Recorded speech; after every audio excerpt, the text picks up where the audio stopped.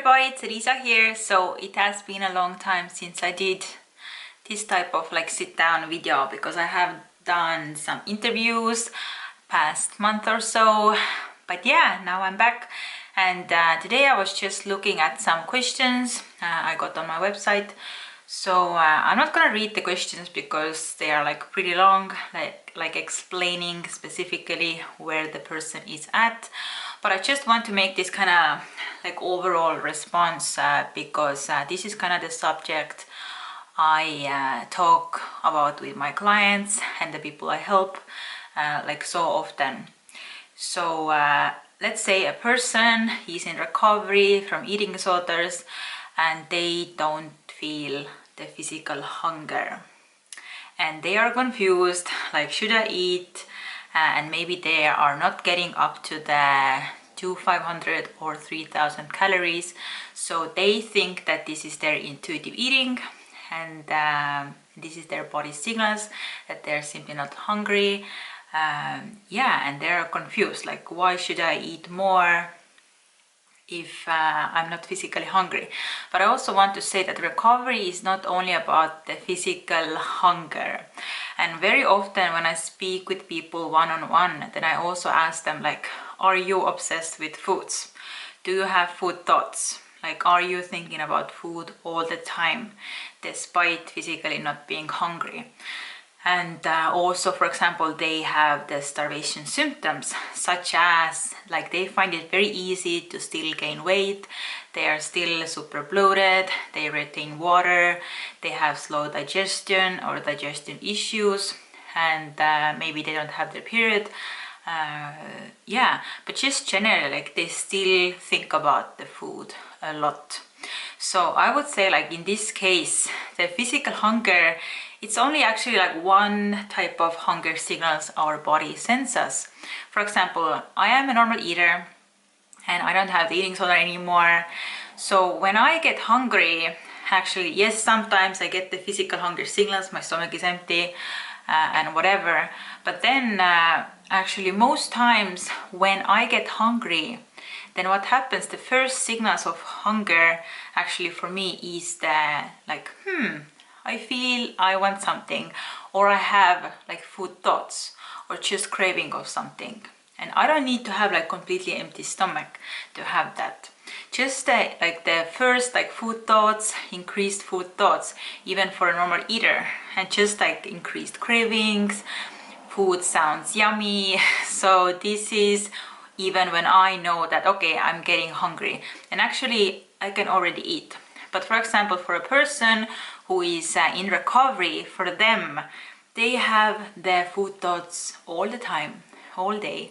And also I was recovering from bulimia. I never lost weight in my eating disorder. I was very similar weight that I am now. But I had the food thoughts all the time. And even in my recovery, I was rather overfull all the time. But I still was like mentally so hungry. I still had the food thoughts, food obsession, cravings. I was physically so full, but I still wanted more food. So even when you just have the mental hunger or cravings or just food thoughts all the time, like these are your body signs that you are hungry. And in my recovery, when I was finally able to respond to my food thoughts and start to just eat without, Mona is saying hi, without trying to label my hunger, you know, like mental, emotional, food thoughts, cravings, whatever, then actually I recovered, and now I don't have any of those food thoughts anymore. Sorry, my cat is, I'm afraid she will go away. So yeah, the point of this video is that like the physical hunger signals are not the only signals of our body that says that we are hungry. You shouldn't have the constant food thoughts. Like this is a sign that you are so freaking hungry and you should eat. And also in recovery, for example, maybe your metabolism is slow. Maybe you have like digestion issues. So that's why you can be physically full, but because your body is suppressed like it's still so hungry without feeling like physically hungry, you know, like the physical emptiness or the rumbling in the stomach. Like these things are not required. So like follow your food thoughts, follow your mental hunger, follow your emotional hunger, follow your cravings. Yeah, like eat so you won't have constant food thoughts, food obsession. Because yeah, I don't have any of those things anymore, other than I am starting to get hungry. So yeah, after recovery, all of those food thoughts went away because I simply responded to my hunger, whether it felt physical or mental hunger. Yes, and make sure like you are also getting rid of all the starvation symptoms. You have improved physical and mental health. If you clearly don't have your period, you have constant like mental fog, your digestion is super slow, you feel still cold, you easily gain weight, then all of those are actually starvation symptoms. And that will indicate that, yeah, you are not done with recovery. Even when you can be like, yeah, but I'm in a healthy weight range. Yeah, but this doesn't matter.